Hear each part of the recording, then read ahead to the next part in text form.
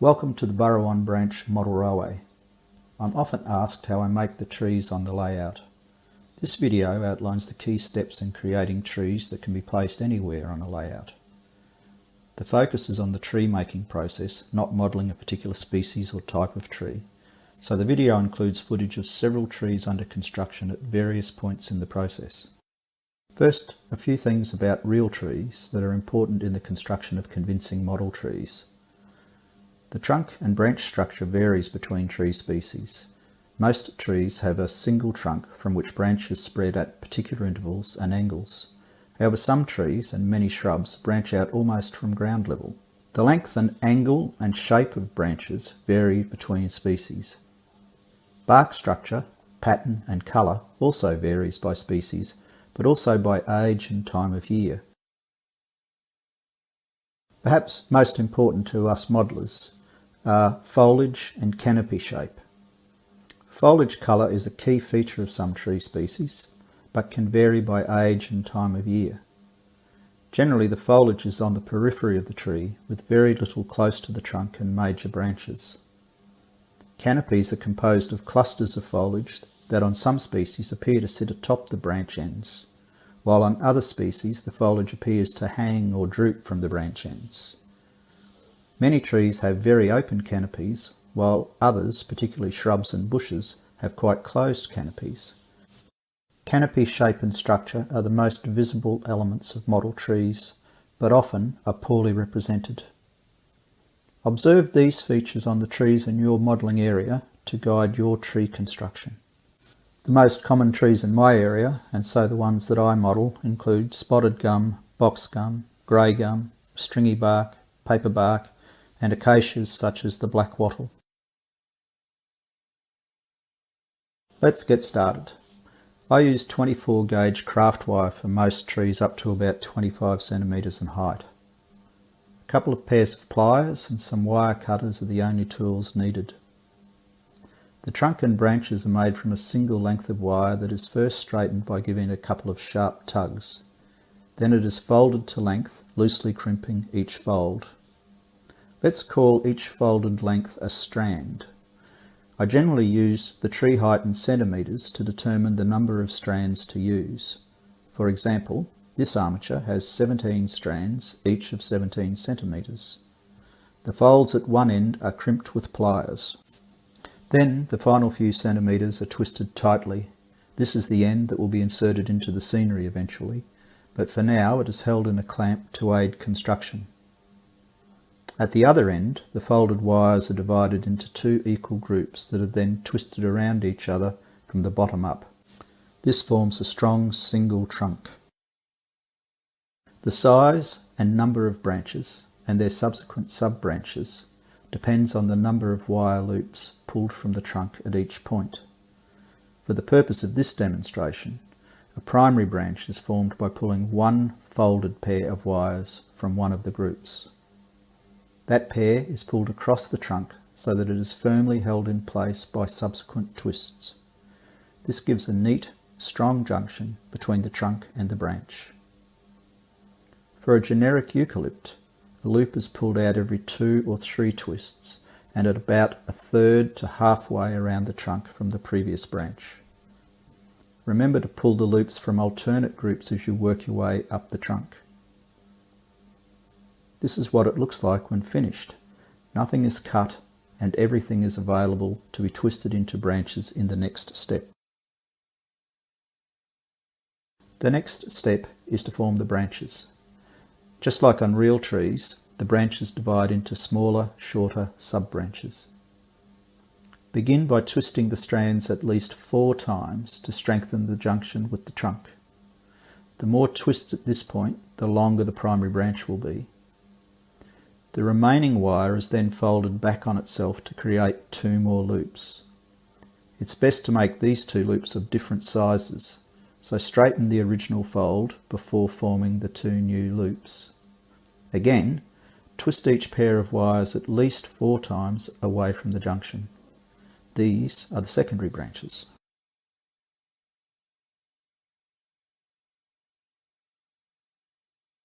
Now fold each new loop into 2 more uneven loops. Again, twist these loops at least 4 times away from the junction. These are the tertiary branches. At this point, we have created one primary branch with 2 secondary branches and 4 tertiary branch loops. The number and length of secondary and tertiary branches can be varied by folding more or fewer loops from the primary branch. The final step is to cut the loops slightly off centre so that the 2 arms are of different lengths.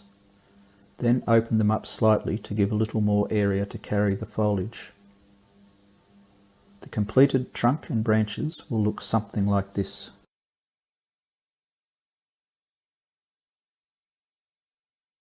It's now time to cover the tree with bark. I use spac filler. I like it because I can brush it on and I can water it down to the consistency I need. It accepts water-based paints and glue well, and it's also somewhat resilient, so it doesn't easily chip or fall apart when handled. As there is no mess, clean-up is easy. Just rinse the brush under the tap.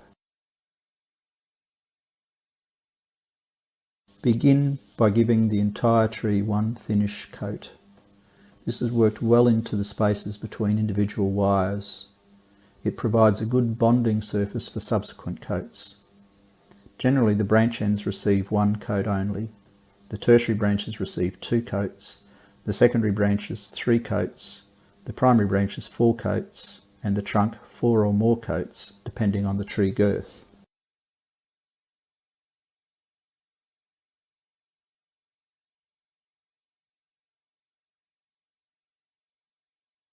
Now it's time to colour the bark. This is done with artist's acrylics. Bark colours and patterns vary by tree species, but the process is the same. A couple of dabs of the primary colour are applied first and then spread by brushing some water with a little colour in it along the trunk and the branches. A darker wash is applied under the branches to simulate shading. Finally, highlights of yellow ochre are dry brushed along the trunk and tops of the branches. Now to add foliage. Here's a typical Australian native viewed from 100 metres. Even at that distance, a lot of open space is evident in the canopy. This openness can be achieved by teasing polyfibre out until it is almost gossamer thin. We want it to be nearly invisible.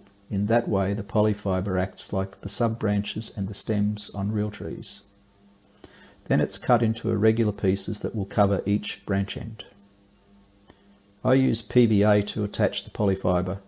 It grips the polyfibre well and adheres well to the spac filler. By beginning at the bottom, there is less likelihood of disturbing the pieces that you've already fitted as you work your way up the trunk. So here we are. It's not looking terribly pretty at this point, but everything is in place and ready to accept the ground foam foliage. I use cheap, unscented, extra hold hairspray to hold the foam to the polyfibre. Spray it liberally onto the upper and lower surfaces of the polyfibre. First, sprinkle a mix of fine and coarse foam of various greens onto the lower surfaces. This simulates the shaded leaves. Coarse foam is sprinkled onto the upper surfaces. I generally use burnt grass for Australian trees. However, sometimes light or medium green is used to simulate new foliage. This tree has moderate coverage. If a slightly denser coverage is needed, I sprinkle some of the mixed foams on. This results in a tree that is good for the middle ground or where dense bush is being modelled. The final touch is to sprinkle a little yellow foam from directly above. This is to simulate sun shining on leaf tops. Fix everything in place with a final coat of hairspray. In summary, I have kept the outline general in order to highlight the tree making process. The procedure outlined here differs from other similar methods in the use of spac filler to portray bark and the use of polyfibre as a support for ground foam foliage rather than as the foliage itself. The procedure is applicable to all locations on layouts, most commonly in the middle distance and background. Nonetheless, trees produced with this process are also suitable for foreground situations, such as on bench-type layouts and dioramas. I also use this method for making dedicated feature trees. Those are standalone models that involve greater detail and are a topic for another time. The materials for each tree cost less than $2. The time invested in each tree is around 30 minutes, excluding drying times for the spack filler and glue. Time can be saved by making trees in small batches. I generally make 3 to 5 trees at a time. Finally, maximise each tree's best feature, be that its overall appearance or something more specific such as its trunk, its foliage or its colour, by placing it where that feature is most obvious. Over time I have got better at making trees and refined the tree making process, so I have often moved trees around the layout. Better trees are placed near the front, while others are moved further back. Sometimes I have a tree with a specific location in mind, but realise that it is even better suited to another place. So it goes into that place and I make another tree. Best wishes for your tree making activities. Thanks for watching.